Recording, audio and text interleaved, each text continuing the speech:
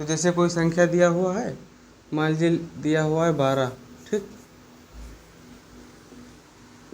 12 लिखे आप। ऐसी संख्या जो दी हुई संख्या से को डिवाइड कर दे, यानी 12 जिस जिस संख्या को डिवाइड कर देगा वो सारी संख्या 12 का क्या है, मल्टीपल है। और जो जो संख्याएं 12 को डिवाइड कर दे, दोनों को इस तरह समझना है कि जो संख्या 12 को डिवाइड कर दे, यानी जो संख्या 12 को डिवाइड कर दे वो सारा 12 का फैक्टर हो गया, यानी गुणनखंड हो गया। और जो संख्याएं 12 से डिवाइड हो जाएं वो सारी संख्याएं, वो सारी संख्या क्या है, 12 का मल्टीपल है। जैसे समझो, जैसे 12 है तो 12 से डिवाइड हो जाए, पहले से डिवाइड वाला समझो। 12 से डिवाइड हो जाए तो 12 से कौन क्या डिवाइड होगा, 12 से खुद 12 डिवाइड होगा, 24 डिवाइड होगा, 36 डिवाइड होगा, 48 डिवाइड होगा। इसी तरह जो भी संख्या 12 से डिवाइड हो जाएगा वो सारी संख्या क्या है, मल्टीपल है। बोलना तो बहुत धीमी से बोलना, ठीक। वो सारी संख्या क्या है, 12 के मल्टीपल है। और जैसे 12 है, 12 एक से कटेगा, 1 से डिवाइड होगा, 2 से डिवाइड होगा, 3 से डिवाइड होगा और 4 से डिवाइड हो गया, 6 से डिवाइड हुआ और खुद से डिवाइड हुआ। तो यानी जिस जिस से डिवाइड होता है उसको कहते हैं फैक्टर, यानी गुणनखंड। और जिसको डिवाइड कर देता है वो होता है मल्टीपल। समझ पाए इस बात को कि नहीं।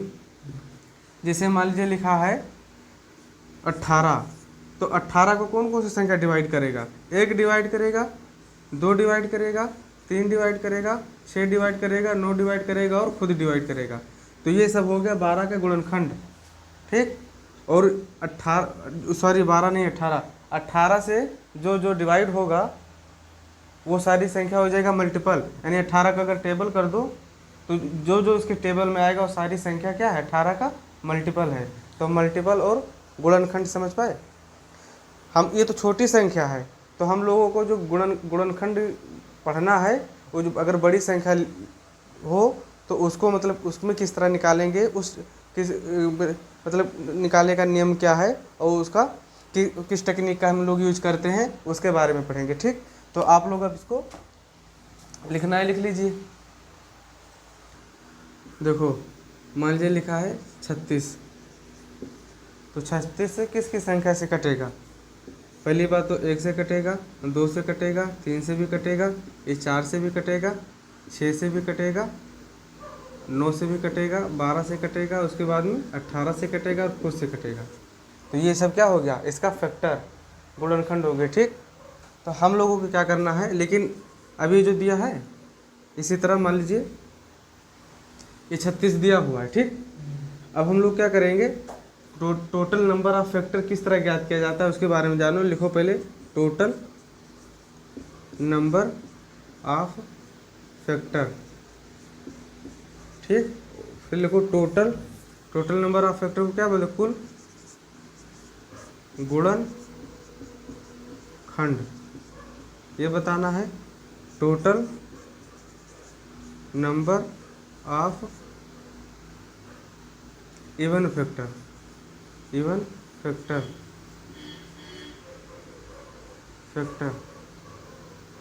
कुल सम गुणनखंड की संख्या, गुणनखंड की संख्या, ठीक। फिर इधर करोगे टोटल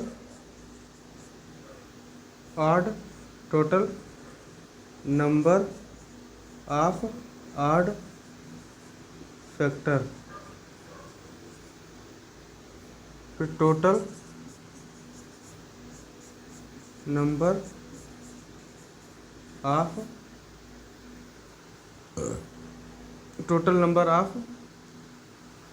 प्राइम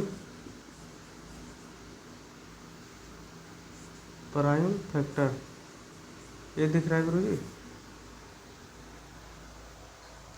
अभी 36 लिखा हुआ है, 36 को आपने इस तरह तोड़ दिए, ठीक। 1 से कटेगा, 2 से कटेगा, 3 से कटेगा, 4 से कटेगा, 6 से कटेगा, 9 से कटेगा, 12 से कटेगा और 18 से कटेगा। समझ में आया। तो 1 2 कितने फैक्टर हो गए, 1 2 3 4 5 6 7 8 9, टोटल 9 फैक्टर हुआ। लेकिन हम लोगों को इस तरह नहीं पता करना है, ठीक। क्यों? क्योंकि छोटी संख्या है, बहुत सारी बड़ी संख्या दिया रहेगी, तो उसमें अगर इस तरह पता करोगे कि किस किस संख्या से डिवाइड होगा तो बहुत लंबा हो जाएगा, ठीक। तो उसको हम लोग क्या करेंगे, इसको हम गुणनखंड, इसका पहले फैक्टर पता करोगे, जिससे लिखा हुआ है कितना 36 लिखा हुआ है, तो 36 का जब फैक्टर करोगे तो 2 का पावर कितना हो गया, 2 से करोगे तो 18 हो गया, फिर 2 से डिवाइड करोगे 9 हो गया, फिर 3 से करोगे, 3 से करोगे कितना हो गया 3, फिर 3 से करोगे 1 हो गया, ठीक। दो बार आया है तो उसको यहाँ पर लिख लो 2 का पावर 2, और 3 2 बार आया है तो 3 का पावर 2 लिख दिए, ठीक। 1 2 3 4 5 6 7 8 9, 9 हुआ। इसको हमने लिखा 2 का पावर 2, 3 का पावर 2, ठीक है। अगर हम लोगों को टोटल नंबर ऑफ फैक्टर ज्ञात करना है तो क्या करेंगे, जो 2 का पावर दिया है उसके पावर में एक एक ऐड करके गुणा कर दिया जाता है, ठीक। जैसे 2 का पावर दिया है 2 तो हो गया 3, और 2 का पावर 3 का पावर 2 दिया है तो हो गया 3, तो इसको गुणा करोगे तो क्या हो गया 9। तो हम लोगों को पता करना था कुल गुणनखंड की संख्या, तो कुल गुणनखंड की संख्या कितना है, और आपने इस तरह डिवाइड करके पता किया था कि ये 1 से कटेगा, 2 से कटेगा, 3 से कटेगा, 4 से कटेगा, इस तरह किए थे तो इसको भी गिने थे 9।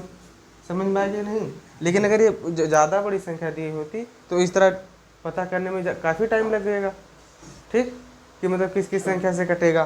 तो आप कोई भी संख्या दिया रहेगा उसको इस तरह गुणनखंड कर दोगे, और गुणनखंड करने के बाद में इसके पावर में एक एक बढ़ा दोगे तो क्या हो जाएगा, वो पता चल जाएगा कि कुल गुणनखंड यानी टोटल नंबर ऑफ फैक्टर कितना होगा। एक बढ़ाते क्यों है कि कोई भी संख्या, जैसे यहाँ पर लिखा है 2 2 2 2 जो है 2 बार आया है ना, तो आपने 2 को पावर 2 लिख दिया, और 3 भी 2 बार आया है, ठीक, तो उसको भी 2 लिख दिया। एक बढ़ाया इसलिए जाता है कि कोई भी संख्या हो वो 1 से कटती है, 1 से तो सारी संख्या कटेगा ना, इसीलिए उसके पावर में एक बढ़ा करके वो 9 से क्या नाम है कि उसके पावर को मतलब एक बढ़ा करके फिर आपस में गुणा कर दिया जाता है, ठीक। अब दूसरा नंबर क्या पूछा गया है, total number of even factor, यानी कुल सम संख्या का गुणनखंड। अब इसमें ये देखो कि सम संख्या कौन है, 2 सम संख्या है, 1 हो गया, 1 2 3 4 5 6 7, 7 सम संख्या आई है ना, यहाँ पर लिख दो। यहाँ पर तुम्हारा आया है टोटल नंबर ऑफ फैक्टर 9 है, इसको हटा दीजिए।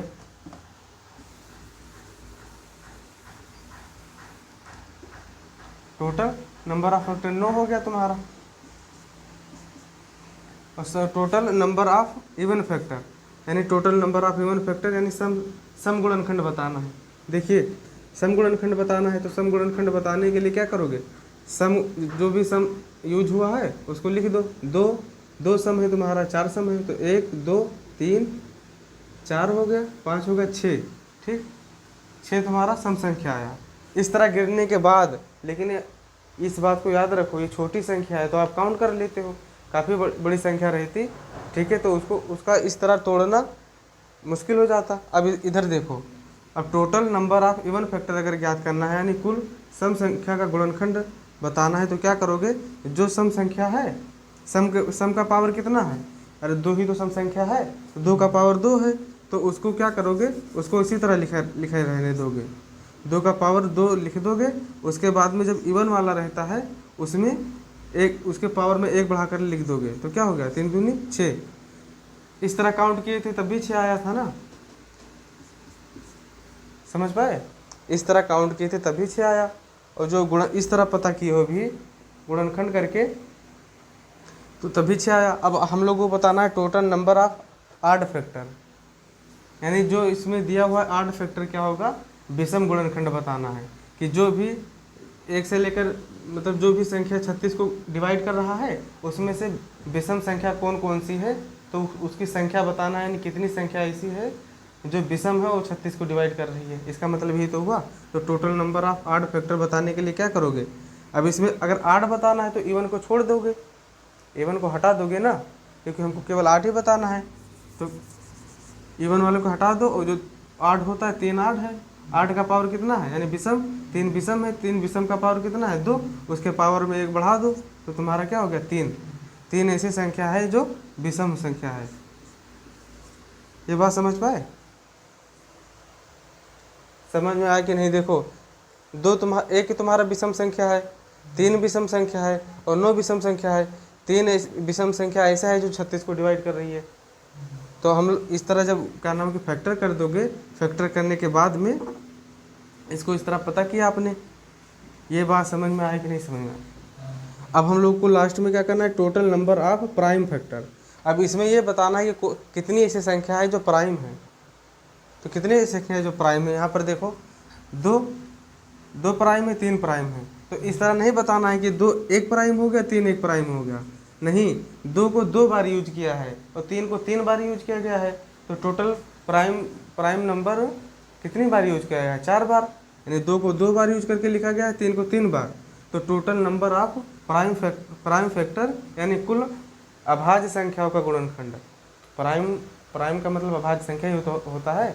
तो कितनी ऐसी संख्याएं, अभाज्य संख्याएं हैं जो 36 को डिवाइड करती हैं? तो कितनी ऐसी अभाज्य संख्या है? जो 4। ठीक, ये बात समझ में आया? अब एक होता है यूनिक फैक्टर। यहाँ पर कहीं लिख लो, इधर लिख लो, यूनिक फैक्टर।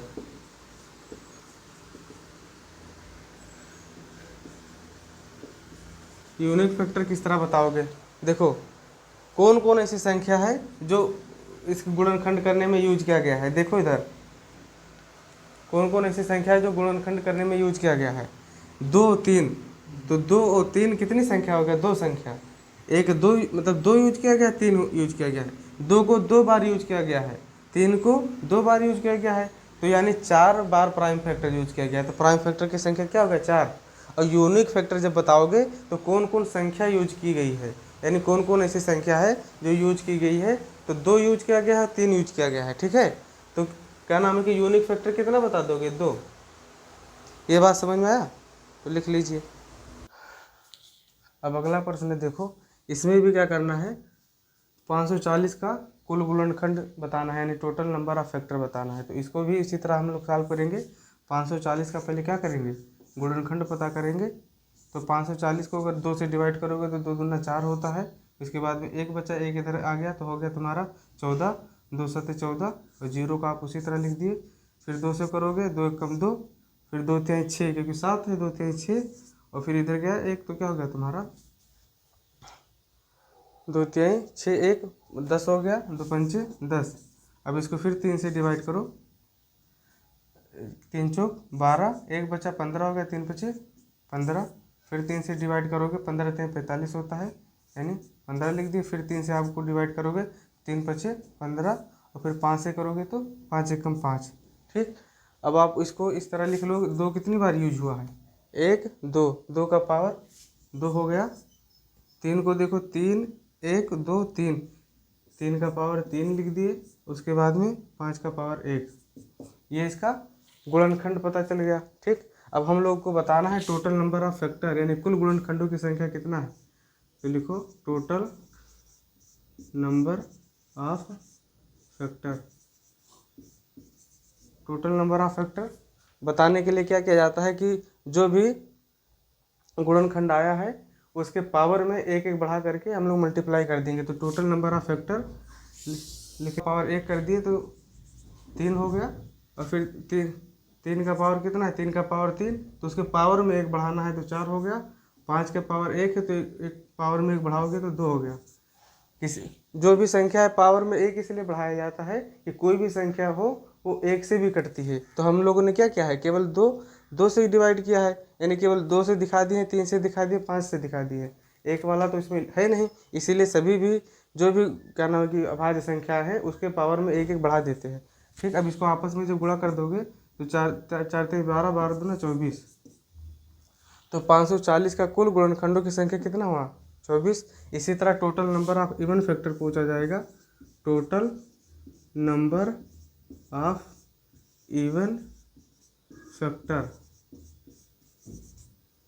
इसका मतलब हो गया कुल सम गुणनखंडों की संख्या बताना है। तो इसमें केवल कुल सम गुणनखंडों की संख्या बताते समय जो 2 का पावर 2 लिखा है, ये 2 का पावर 2 है तो उसका जो 2 का पावर होगा, यानी जो सम संख्या का जो पावर होगा उसको वही लिखेंगे। और जो 3 क्या है? विषम है, तो उस जो भी आड वाला संख्या होगा या विषम वाला संख्या होगा उसके पावर में 1 1 बढ़ा देंगे तो तीन का पावर 3 है तो उसका एक पावर एक बढ़ाओगे 4 हो जाएगा। 5 का पावर 1 है, इसके पावर में एक बढ़ाओगे तो तुम्हारा हो जाएगा 2। अब इसको कर दोगे 4 दूना 8, 8 दूना 4 दूना 8, 8 दूना 16, यानी total number of even factor क्या हो गया 16। इसी तरह अब हम लोग क्या करेंगे, टोटल नंबर ऑफ फैक्टर हो गया, total number of even factor, total number of odd factor बताना होगा। तो क्या करोगे, total number of odd factor,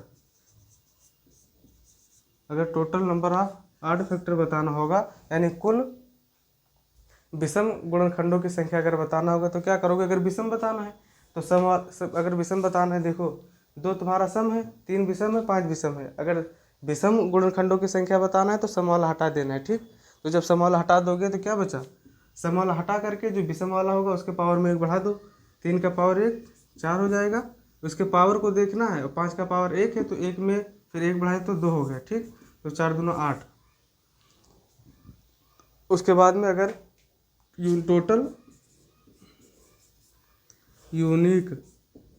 total number of unique factor अगर बताना हो, total number of unique factor बताना हो तो यूनिक फैक्टर में हम लोग क्या बताएंगे कि जो कितनी बार अभाज्य संख्या यूज हुई है, ठीक। कितनी बार नहीं, कौन कौन सी अभाज्य संख्या यूज हुई है। तो 2 और 3 और 5 यानी 3 अभाज्य संख्या यूज हुई है, तो ये हो गया तुम्हारा 3।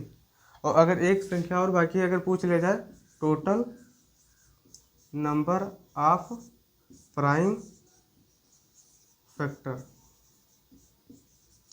Total number of prime factor अगर पूछा जाए तो क्या बताओगे, इसमें ये देखना है कि कितनी बार प्राइम फैक्टर यूज हुआ है। तो दो प्राइम फैक्टर है, 3 प्राइम फैक्टर, 4 प्राइम फैक्टर है। दो बार यूज हुआ है, 3 बार यूज हुआ है, 5 एक बार यूज हुआ है। तो कितनी बार प्राइम फैक्टर यूज हुआ है वो लिखना है। तो 2 3 5 1 6 यानी 6 बार प्राइम फैक्टर यूज हुआ है। Total number of unique factor और total number of prime factor में ये समझना है, total number of unique factor में ये बताना है कि कौन कौन सी प्राइम संख्या यूज हुई है। तो 2 यूज हुआ है, 3 यूज हुआ है, 5 यूज है, यानी 3 प्राइम फैक्टर यूज हुआ है यूनिक फैक्टर में बताने के लिए। अगर टोटल प्राइम फैक्टर बताओगे तो जो भी क्या नाम है कि प्राइम नंबर उसमें यूज हुआ है वो कितनी बार यूज हुआ है वो लिख दोगे। समझ में आया। तो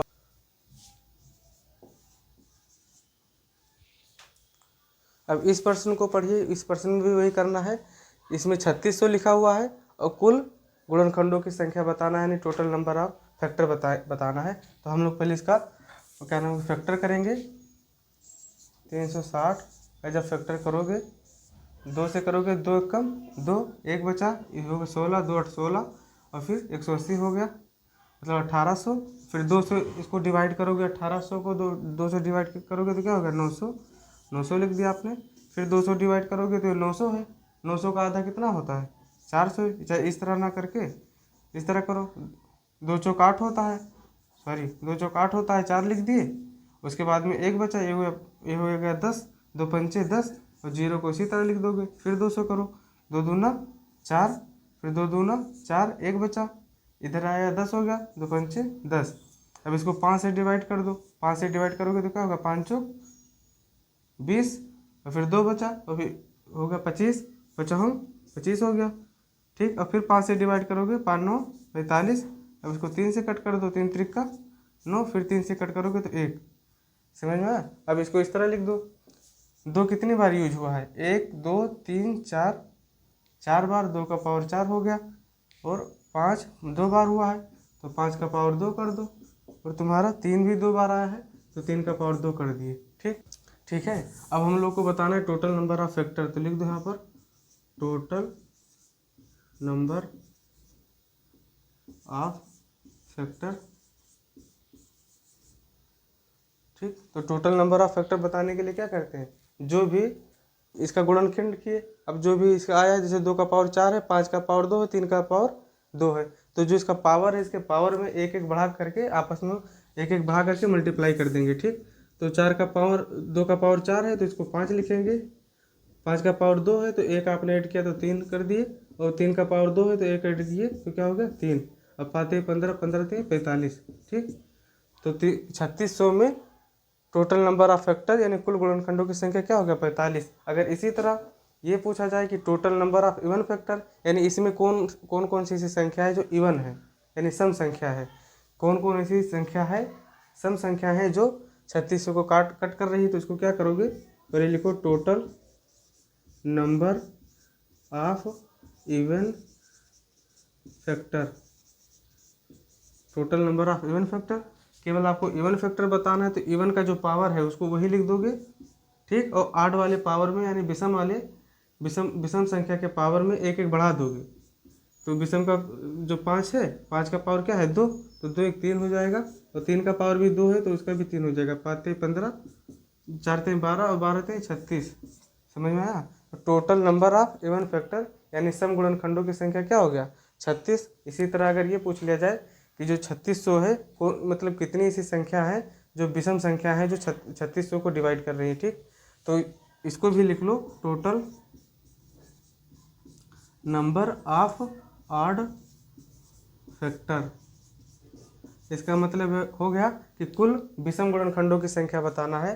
तो अगर विषम गुणनखंडों की संख्या बताना है तो सम वाला हटा करके और जो भी विषम वाला संख्या है उसके पावर में एक एक बढ़ा करके मल्टीप्लाई कर दोगे। तो 5 का पावर 2 है तो 3 हो गया, 3 का पावर 2 है तो ये भी 3 हो गया, यानी 3 3 का 9।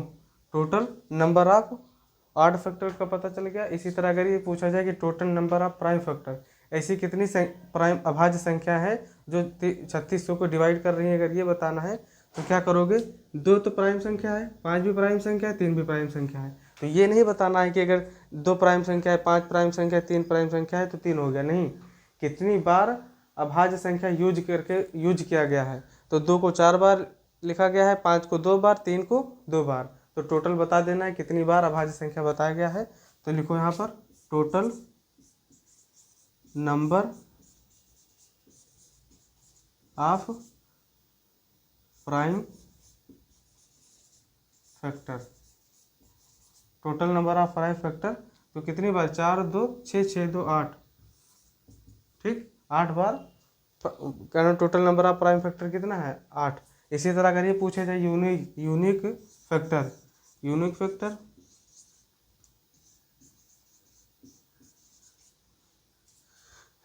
फैक्टर बताने के लिए ये बताना पड़ेगा कि जो 3600 है कौन कौन संख्याएं यूज किया गया है, ठीक। तो 2 को लिखा गया है, 5 को लिखा गया है, 3 भी, कौन कौन अभाज्य संख्या यानी प्राइम संख्या यूज किया गया है। Total number of prime factor में ये बताया गया था कि कितनी बार अभाज्य संख्या यानी प्राइम संख्या यूज किया गया है। और यूनिक फैक्टर में बताना है कि कौन कौन संख्याएं, तो कौन 1 2 यूज किया गया है, 5 यूज किया गया, 3 यूज किया है। तो यूनिक फैक्टर कितने हो जाएंगे 3। समझ में आया। मुझे विश्वास है कि आप लोग को अच्छे से समझ में आ गया होगा, और जो भी टॉपिक होगा वो अब अगली क्लास में। आज के लिए इतना ही।